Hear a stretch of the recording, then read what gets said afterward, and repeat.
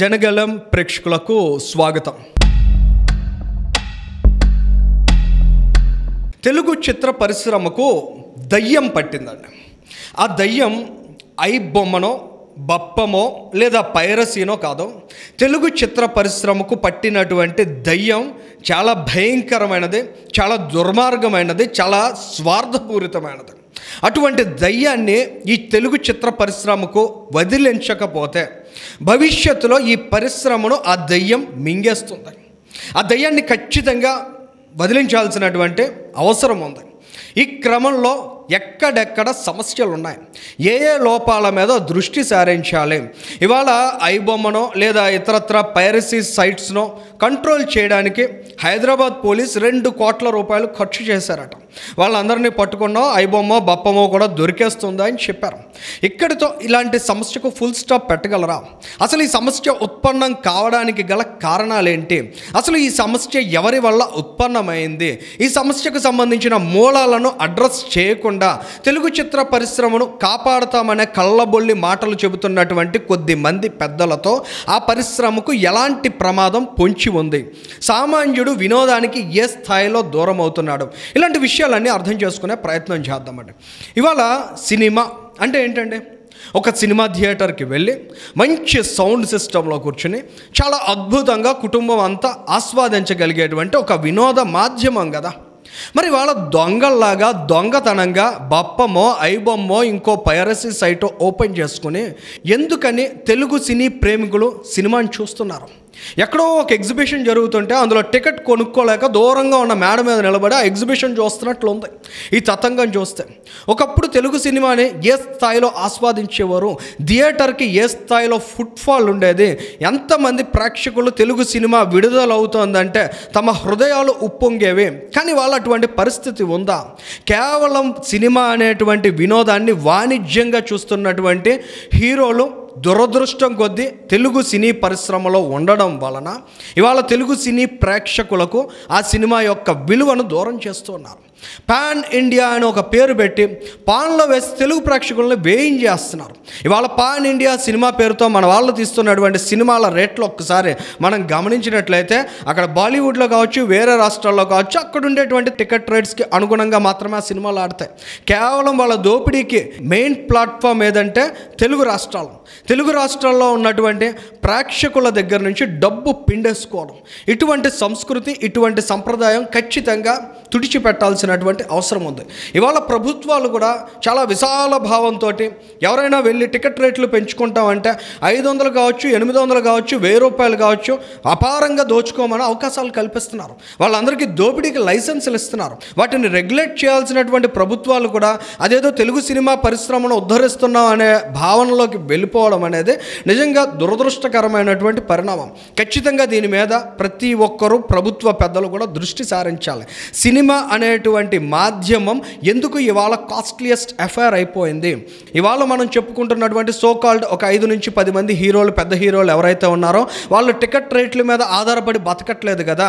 Ticket రేట్లు పెంచకపోతే మేము అడుక్కు తింటాం అనేటువంటి సిచ్యువేషన్లో వాళ్ళు ఎవరూ లేరు కదా. వాళ్ళందరూ నిజంగా ఆలోచించాలి. వాళ్ళ కొన్ని 100 కోట్ల రూపాయలు మా సినిమాలకి కలెక్షన్లు వచ్చేస్తున్నాయి అంటున్నారు. ఎవడి జేబు నుంచి వస్తున్నాయి? ఎంత కష్టపడితే వస్తున్నాయి? ఒక సామాన్యుడు, ఒక పేద మధ్యతరగతి కుటుంబాల్లో వాళ్ళ తల్లిదండ్రుల మనస్సుల్ని, వాళ్ళ హృదయాల్ని ఏ స్థాయిలో గాయపరిచి, వాళ్ళని ఎంత క్షోభ పెట్టి, వాళ్ళని ఎంత ఏడిపించి అక్కడి నుంచి ఆ 1000, 2000, 3000 పీక్కుని బయటకు వచ్చి సినిమా టికెట్లు కట్ చేస్తున్నారు. ఇలాంటి విషయాల్ని ఆలోచించని వాళ్ళని మనం హీరోలు అనగలమా? నిజంగా అది హీరోయిజం అవుతుందా? ఇవాల్టి రోజున తెలుగు సినిమా నిజంగా గడ్డు కాలం ఎదుర్కొంటోందని చెప్పాలి. 100 సినిమాలు తీయగలిగే అవకాశం ఉన్న పెట్టుబడిని కేవలం 10-15 సినిమాలకు మాత్రమే పరిమితం చేస్తున్నటువంటి సిచ్యువేషన్. తద్వారా సినిమా కార్మికులకు కూడా ఉపాధి అవకాశాలు తగ్గిపోతున్నాయి, వారి పని దినాలు తగ్గిపోతున్నాయి. మొన్న మధ్య చూసాం, సినిమా కార్మికులు తమ వేతనాలు పెంచమని డిమాండ్ చేస్తే ఏ స్థాయిలో ప్రొడ్యూసర్లు వారి మీద ఎదురుదాడి చేశారనేది. ప్రొడ్యూసర్స్ పరిస్థితి కూడా ఎంత ఘోరంగా ఉందంటే ఇవాళ హీరోలు అపరిమితమైన రెమ్యూనరేషన్స్ వసూలు చేస్తున్నారు. 80 కోట్లు 100 కోట్లకు కూడా వెళ్ళిపోతున్నారు. ఒకరిద్దరు హీరోల్ని మినహాయించవచ్చు ఇందులో, ఎందుకంటే వాళ్ళ మార్కెట్ సైజ్ అనేది ఆ స్థాయిలో ఉంది. కానీ అనేక మంది హీరోలు వాళ్ళకి ఆ మార్కెట్ లేకపోయినా కేవలం కేవలం టికెట్ రేట్లు పెంచుకోవడం, ప్రేక్షకులను దోపిడీ చేయడం ద్వారా వాళ్ళు అనుకున్నటువంటి మార్క్స్ని దాటగలుగుతున్నారు. ఇది ఏమాత్రం తెలుగు సినిమా పరిశ్రమకు ఆరోగ్యకరమైనటువంటి పరిణామం కాదు. ఇవాళ వాళ్ళ సినిమాలు బాగోకపోయినా బాగున్నాయనేటువంటి ఇమేజ్ క్రియేట్ చేయడం ద్వారా నెక్స్ట్ వచ్చే ప్రొడ్యూసర్స్ను కూడా మోసం చేస్తున్నారు, వాళ్ళను కూడా భ్రమలో ఉంచుతున్నారు. ఈ సినిమా కాకపోతే ఇంకో సినిమా బాగుంటుందని వాళ్ళ రేపట్లో డిస్ట్రిబ్యూటర్లు, ఎగ్జిబిటర్లు వాళ్ళకున్న సర్వాన్ని ఊడ్చిపెట్టి రోడ్డున పడేటువంటి పరిస్థితులకు కూడా వస్తున్నారు. మొన్న మధ్య ఎగ్జిబిటర్లు చేసినటువంటి నిరసనలు కూడా ఈ కోవలోకి వచ్చేవే. మరి ఇలాంటి పరిశ్రమకు సంబంధించిన ముఖ్యమైన సమస్యల్ని అర్థం చేసుకోకుండా, వాటిని పరిష్కరించకుండా పెద్ద పెద్ద హీరోలు వాళ్ళు కోరిన విధంగా టికెట్ రేట్లు పెంచుకుంటూ ప్రభుత్వాలు పోయినట్లయితే ఓవైపు సినీ పరిశ్రమ నాశనం అయిపోవడంతో పాటు మరోవైపు సామాన్య మధ్యతరగతి ప్రేక్షకులు కూడా థియేటర్కి వెళ్ళేటువంటి శాతం తగ్గిపోతుంది. థియేటర్ని వారికి దూరం చేస్తున్నారు. ఇవాళ రేపట్లో చూస్తే ఒక 10 రోజుల పాటు 350 రూపాయలు ఒక కుటుంబం ఒక్కో టికెట్ని కొనుక్కుని వెళ్ళగలిగేటువంటి పరిస్థితి ఉంటుందా? ఆ 10 రోజుల తర్వాత ఆ సినిమా థియేటర్లో ఉంటుందా? ఈ 10 రోజుల పాటు ఆ సినిమా మీద క్రియేట్ చేసేటువంటి ఎగ్జైట్మెంట్ కావచ్చు, అంచనాలు కావచ్చు, ఈ ప్రేక్షకుడిని పైరసీకి వెళ్లకుండా ఆపగలిగేటువంటి పరిస్థితి ఉందా? వారికి ఆ సినిమా మీద అంచనాలు పెరుగుతున్నాయి, ఓవైపు దాన్ని అఫోర్డ్ చేసుకుని థియేటర్కి వెళ్ళే పరిస్థితి లేదు. ఏదో ఒక రూపంలో ఆ సినిమాని చూడాలనేటువంటి భావనతో వారు పైరసీకి వెళ్తున్నారు. ఖచ్చితంగా వాళ్ళ పైరసీని కంట్రోల్ చేయాలంటే ప్రొడక్షన్ మీద సినిమా పరిశ్రమలో ఉన్నటువంటి పెద్దలు దృష్టి సారించాలి. వాళ్ళ రెమ్యూనరేషన్స్ని తగ్గించుకోవాలి. ప్రొడ్యూసర్స్కి సౌలభ్యమైన నిర్ణయాలు తీసుకోవాలి. నిజంగా సినిమా హీరో ఫేస్ మీదే వ్యాపారం జరుగుతుందని భావించినట్లయితే అది కాస్త రీజనబుల్గా ఉండాలి తప్ప మా ఫేస్ మీద వ్యాపారం జరుగుతుంది కాబట్టి పూర్తిగా ప్రొడ్యూసర్స్ని ఊట్ చేస్తాం అనేటువంటి దృక్పథంతో హీరోలు ఉండడం కూడా తెలుగు సినీ పరిశ్రమకు ప్రమాదంగా మారుతున్నాయి. ఇలాంటి అంశాలన్నిటినీ కూడా ఖచ్చితంగా పెద్ద పెద్ద హీరోలందరూ అర్థం చేసుకుని కాస్త తెలుగు సినిమాని కాపాడాలి. తెలుగు సినీ ప్రేక్షకులకు నాణ్యమైన వినోదాన్ని అందించాలి.